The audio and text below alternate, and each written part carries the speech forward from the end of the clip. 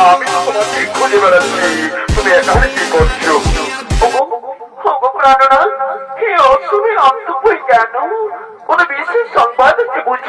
আছে আছে কয়াদু আছে।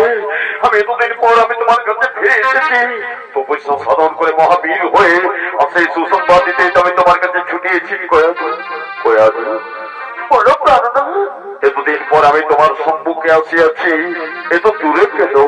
আমার বাহুতে এসো, আমার ধরা দাও স্বামী।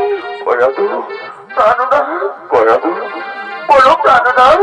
কয়াদু এতদিন পর আমি তোমার কাছে এসেছি, তোমার মিষ্টি কণ্ঠে আমি একটা প্রেমের গান শুনতে চাই। বলো কয়াদু, আমাকে একটা মিষ্টি প্রেমের গান শোনাবে না? বেশ, তাই হোক প্রাণনাথ, আমি আমি একটা মিষ্টি প্রেমের গান শোনাচ্ছি, তুমি শোনো, তুমি শোনো, তুমি শোনো।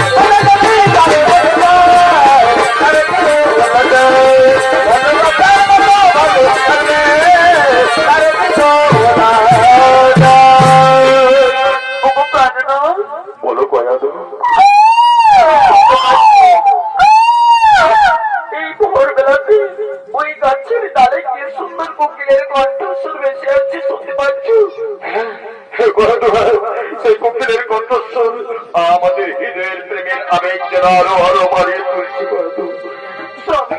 বলো কয়াদু, এতদিন পর তোমার ছোঁয়াতে আমার হৃদয়েও যে প্রেমের পিপাসা জ্বালছে, আমাকেও একটা প্রেমের সঙ্গীত শোনাও। কতদিন তোমার কণ্ঠে আমি গান শুনে নেই। বেশ, তাই হোক প্রিয়া, তাই হোক। আমি মিষ্টি কণ্ঠে মিষ্টি প্রেমের গান গাইছি, তুমি শোনো, তুমি শোনো, তুমি শোনো।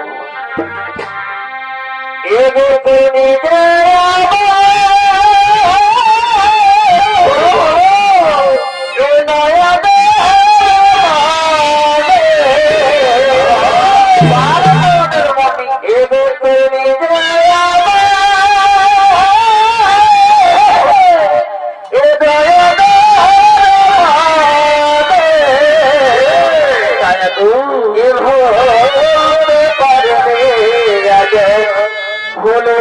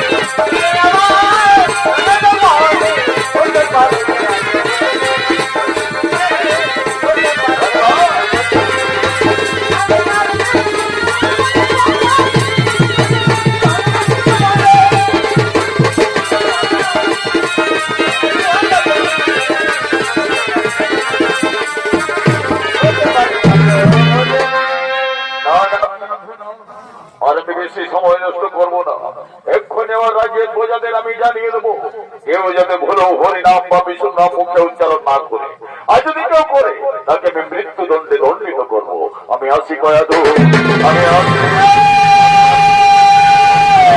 আমি আসি।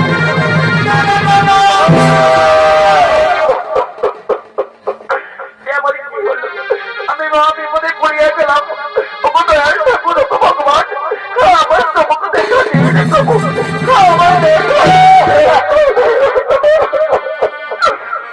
তাই ভগবান বিষ্ণুদেব কয়াধুর করুণ কান্না শুনে মহর্ষি নারদকে পাঠাচ্ছেন তার কারণ জানতে।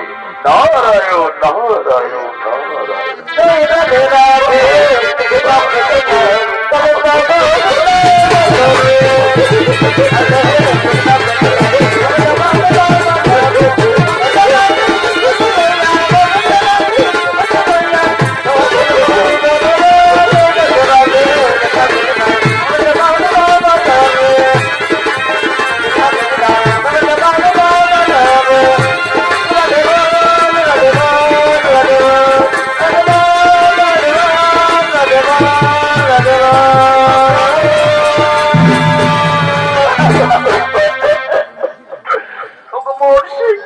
আমি মহা বিপদে পড়ে আপনারা শরণাপন্ন হইয়াছি। এই বিপদ থেকে আমায় উদ্ধার করুন প্রভু। তোমার দু নয়নে বেদনার অশ্রু, তুমি কান্না করছো কেন? তোমার দুঃখের কথা আমায় খুলে বলো। আজ দীর্ঘদিন পর আমার স্বামী আমার সংস্পর্শে আসিয়াছিলেন। তাই স্বামী স্বামী আমি যদি মা হয়ে যাই, তাহলে আমি মহা বিপদে পড়িয়া যাইব। ও তুমি মা হতে পারো, যেটা তোমার দুঃখ। না না কয়াধু না, তুমি কি জানো কয়াধু, প্রত্যেক বিবাহিতা নারীর জীবনে সন্তান প্রাপ্তি, সন্তান লাভ এ তো পরম সৌভাগ্যের কথা।